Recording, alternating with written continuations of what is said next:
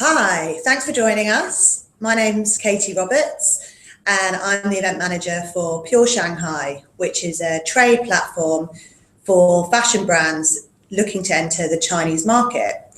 I'm delighted to be joined by Meimei Ding, who is the Executive Director of the Danube Fashion Office, which is the largest distribution and press office for fashion brands in China. So Meimei has kindly joined us to talk about how to get into China as a fashion brand and just a bit of insight about the market. So, Meimei, thank you for joining us. What do you think about China being seen as one big market or lots of smaller markets? And how similar or different do you think these markets are to each other?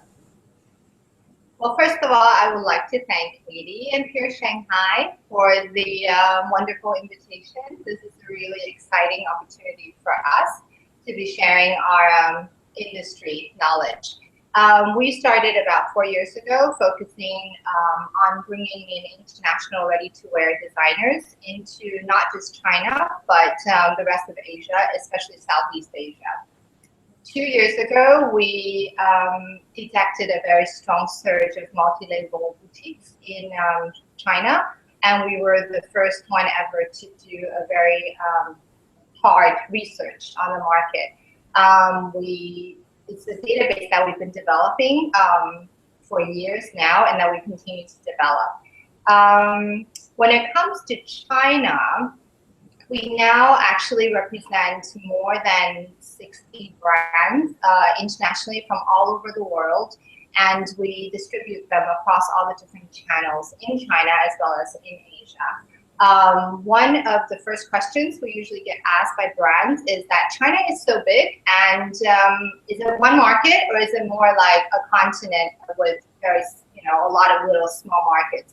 Now, it actually is both, so it's a bit strange. It's both because China is comprised of a lot of smaller regions. Usually it is divided between the north, the south, the west, the central part, and the eastern part. And almost every region has its own taste and flavors and cultures and styles. So a brand that we might be able to get very good response in Western China might not pick up anything in, for example, Northern China, and vice versa. However, when it comes to sort of buying and getting to know the trend, this part actually is still quite centralized in the sense that, for example, the very large scale pop-up showroom that we do during Shanghai Fashion Week, and also what Pure is doing in Shanghai during Shanghai Fashion Week, these are the events that draw the entire country and all of the best buyers every season. So it is a mixture of both. We do have to focus on these very large, centralized, sort of national spotlight efforts, as well as the specific taste across all the different regions. Good. That definitely helps. I mean, China's obviously huge, bigger than Europe in terms of people, and clearly it makes sense that the different areas of the country are going to behave differently in terms of trends and consumer habits. In terms of China as a more sophisticated market, what are they currently looking for in Western ready-to-wear trends and fashion? What are they after? Now, China, everybody knows around the world that the buyers as well as the consumers are slowly moving away from traditional sort of high-end luxury brands. And there seems to be, in the recent years, a very strong craving for independent or ready-to-wear fashion, which is very, very exciting for us. Now, in terms of taste, every region is different and every season is different. It is still, what we see in the past few years is that it is still very aggressive, very volatile. There are pluses and minuses. The pluses would be we have had the experience of introducing literally unknown brands. I mean, these are very independent brands that are not even that well known in the sort of Paris or London or Europe scene, but they resonate really, really well in China. So it seems like customers, if they like the design, they do not really mind who it is or where they're from. The flip side is that they might get bored really easily because I think when you wear fashion, it has to do with sort of identity. And we're still in the period of where customers are moving away from wearing like luxury brands in terms of finding their own identity. Every region will have a different sort of sense of how they want to dress themselves. And also from one season to the next, they develop more a sense of who they are from within, rather than what they're wearing. So we do see this sort of trend developing very, very fast. For a brand to have market appeal, the first and most important thing is to have a really strong brand DNA. The brand has to be visible, really conscious of what it wants to be, and really strong and consistent on that. We have been able to introduce rock and roll, minimal, sort of bohemian, lace and dreamy, all kinds of different styles into the market. But each of the brands is very, very strong in what it represents. So this is very, very important. And then the other part would be the sort of the price point, design, and quality balance. If the entry point in terms of, for example, price point versus quality and fabrics and material is convincing for the market. Yeah, I mean, that makes sense. I guess the looking at the brand DNA is a story that comes behind the brand. That's obviously great to be able to resonate with Chinese consumer. And interesting that it's sometimes not necessarily well-known brands that can succeed as long as they tick the rest of the boxes. So what do you think are the most important attributes that a brand can bring to the Chinese market? I think the most important attribute would still be this very strong brand DNA. DNA actually meaning, on the one hand, the design and the creative part, and on the other hand, sort of the business model. For example, we have been very fortunate to introduce a few women's wear collections that actually sell on a monthly basis. And this is a very friendly model, for example, for customers in China in terms of just testing the brand, not getting too much cash flow involved, and being able to pick up the collection or to order more after month. China is very, very open and very welcoming for new business ideas as well as design ideas. This is the part that we're very excited about. Not only are we experiencing a surge in sort of multi-label boutiques across the country, we're also experiencing very traditional department stores and shopping plazas that are sort of changing their model from traditionally just being a landlord and renting out spaces to actually either developing their own multi-level boutiques or sort of offering different types of models that they can work with in terms of bringing in foreign brands. Okay, so often brands ask me about the market in other parts of Asia, particularly Hong Kong, and how that's developed. What's your view on how the market in mainland China is different to that of Hong Kong? This is very interesting even for us because 2 years ago when we started to have a more prominent presence in China, one of the first questions we had was, should we set up our showroom in Hong Kong or in mainland China? Because not only do brands, but customers, we thought, also saw Hong Kong as sort of either a springboard to China or it represents where fashion for the greater China market should be. It sort of defined that.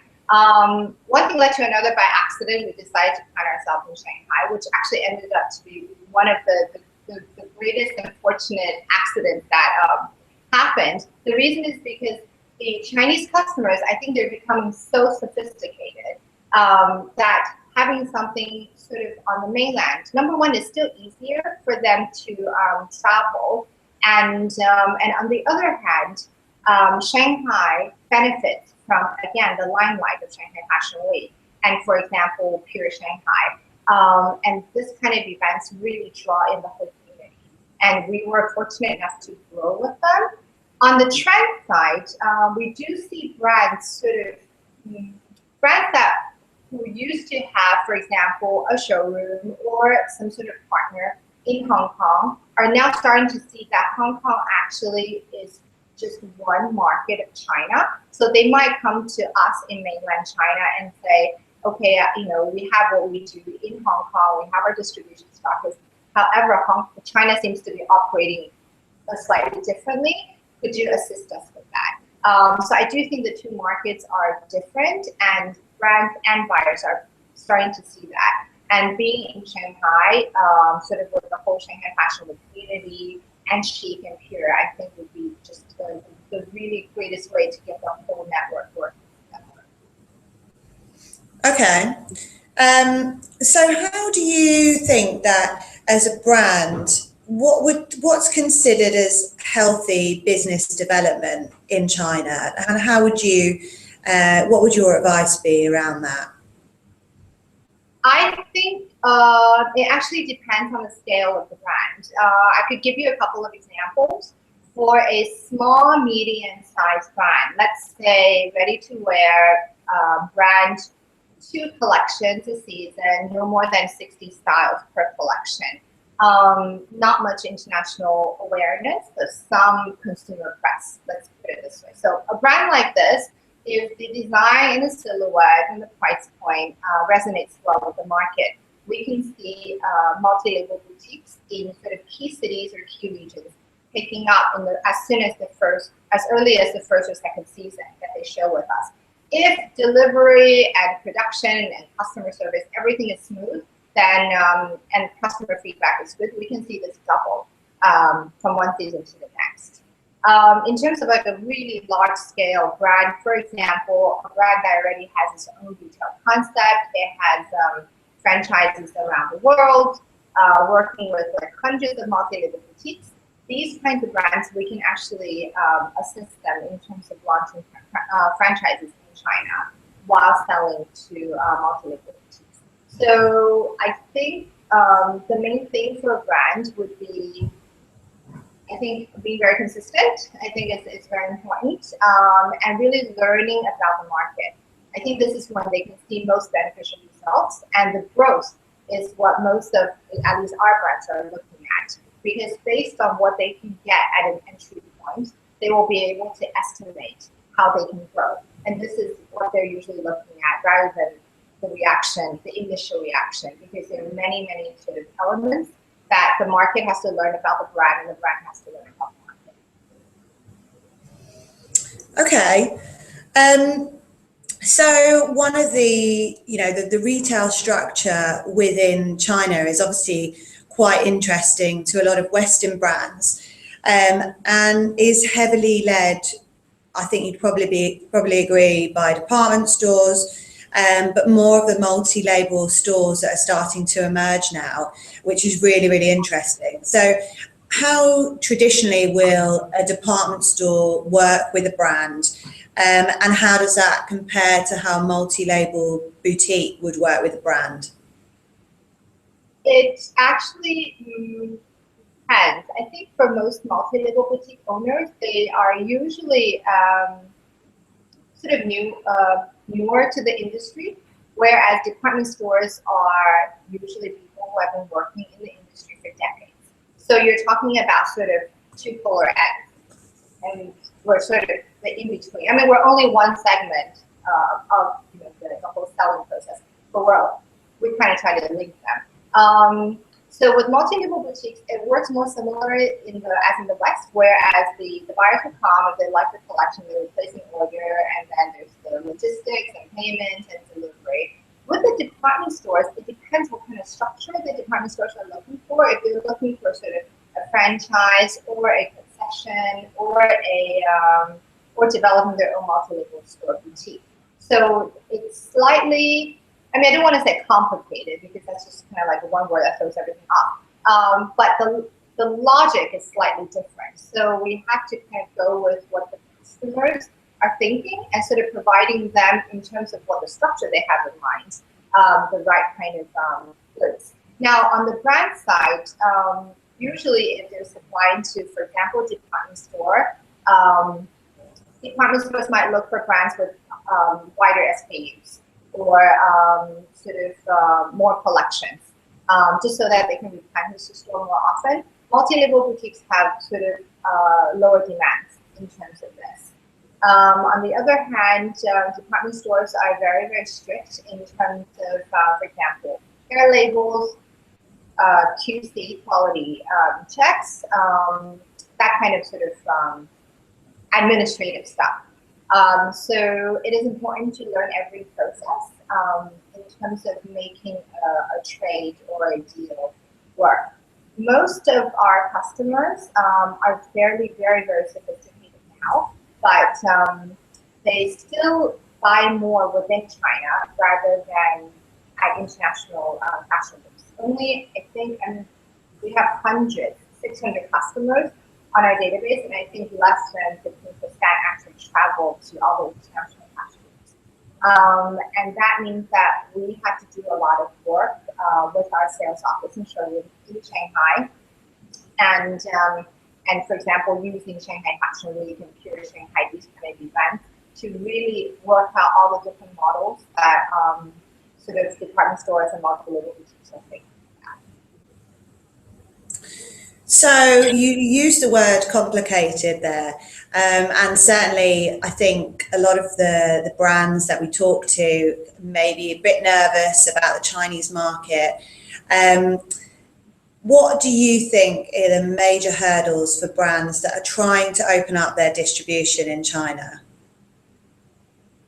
I think flexibility and patience would be my number one recommendation, because I mean, I personally see our work as sort of a cultural translation kind of work, which ends up getting getting solidified in wholesale. However, the majority of our work is connecting two different logics and trying to make them into one and try to make something good out of it that benefits everybody. We deal with brands from many countries across Europe, plus the rest of the world. And even when we work with brands from different countries, we realize that even though everybody speaks English, the communication is slightly different. And then when we have the Chinese customers who are used to maybe their sort of model, translating that to a point that the brands would understand can be trouble. We've done quite well along the years, and now we have a very clear set of protocol or admin that we go into when we, for example, work with a brand. We know the elements that we need to evaluate. We know what we need to know in order to present them fully to our market. So we're able to assess that and do a pretty proper evaluation. Brands, I really just say, like, if we have a nice product that will appeal to the market, just be patient, because it's a lot of learning. But brands that have seen very nice growth with us, they understand this, and I think most of the time they find it worthwhile, because at the end of the day, sometimes what they picked up from our market actually can go back to, benefiting them in terms of working with other markets. It's just China is a mixture of old and new, and it's very fast. Our sales office in Shanghai works, I think they work almost 7 days a week, like 12 days a week, 12 hours a day. And customers are constantly spinning ideas, what they want to do, this is how they do, and whatnot. So I think patience and flexibility and willing to play with the game will get the brand from those sales success. So last year at Pure Shanghai, when we launched the event, we had some really big players in terms of e-commerce, retailers that were on the lookout for international Western brands. How can brands benefit from the rise of the e-commerce in China? We get asked that by a lot of brands as well. E-commerce poses a very interesting segment in terms of the distribution channels currently in China, because e-commerce, because the whole thing is new. So the players are new. They're even more aggressive and more volatile than the more traditional sort of models. We work with all of the best and the biggest e-commerce partners, and I think brands can benefit by really addressing or responding to what these platforms are looking for. Each platform has a very specific target in terms of their positioning, in terms of their pricing, in terms of their business structure, in terms of how they sell to their consumers. And the more a brand is willing to play with that by tagging along with the best partner, the more the brand will benefit. So in terms of press activity, we talked about China being a huge market. Is it possible to get good press in China, and how important is it for a brand that's trying to develop itself? What's your advice around press activity? Usually what we recommend is that for a brand sort of entering China for the first time or sort of testing waters with, for example, Pure Shanghai, I think the organization, for example, Pure Shanghai, will get them really nice press to start off with. And then it kind of depends on where their customers are, because then we fall into the regionality again.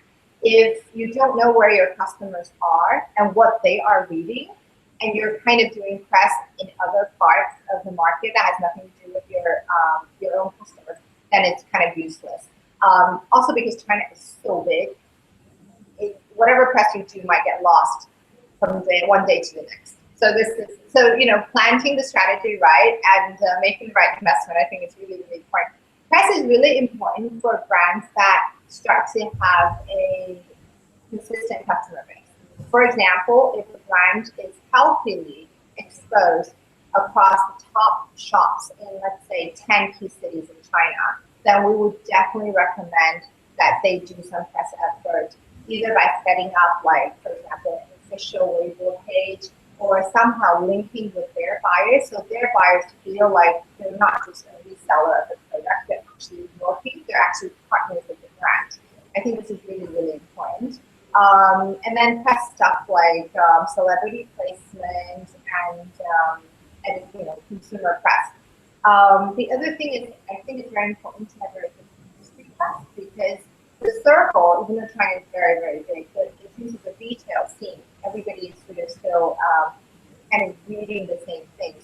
So, for example, we were very lucky. Our last public showroom, we were featured on a lot of search engines, and then also professional industry-based websites, which are not actually sort of more B2B than B2C. And these were really, really good in terms of getting more professional buyers on board. And it kind of resonates. The more professional buyers you get, somehow the celebrity stylist and the magazine stylist will find you, and then the whole thing kind of starts to work organically. That is the best. Like, if you invest your time and your effort in China to the point where all these elements are starting to work hand in hand, like you have a couple of multilabel boutiques, you have a few celebrity bloggers that like this stuff, you have one or two industry press that likes to consistently exhibit at, for example, Pure Shanghai, so your customers can find you. It will kind of all sync, and when that point happens, that's when you can go, okay, first part of my work is done. I can focus on like designing now because I'm so busy like trying to put this together. But then it will kind of spread on its own. Like, one shop in Nanjing will lead you to the next season. One online commerce will lead you to 5 next season. One franchise will lead you to sort of a 5-store rollout in a 2 years time. And I think most of the brands that come with this mentality, they do end up getting there because they're consistent and they are productive and they're committed. and then the whole thing will kind of start to work very, very nicely. Thank you so much. That is the end of our questions now. Although I think we could probably go on for about another 3 hours. It's incredibly interesting for the brands that are looking at China as a market. Meimei's agency, showroom, press office is Danube Fashion Office, and they will be exhibiting with us at Pure Shanghai this October 13th to the 15th, bringing a couple of brands that may be looking for more exposure and working with Meimei to do all the things that she's talked about to help them to break into the Chinese market. And they are in very good hands with her as a great showroom. Meimei is in Taipei at the moment, so it is getting late. So thank you so much, Meimei, for joining us, and I hope that everyone has found that really interesting. Pure London is happening this weekend. Sunday, we open at 9:30 on the 2nd of August. We'll be there as well talking about Shanghai, and hopefully we may see you in October in Shanghai, the great fashion capital of Asia. Thank you very much, Meimei. Thank you very, very much. Have a lovely day ahead. It's a good evening for you, so have a lovely evening. And goodbye.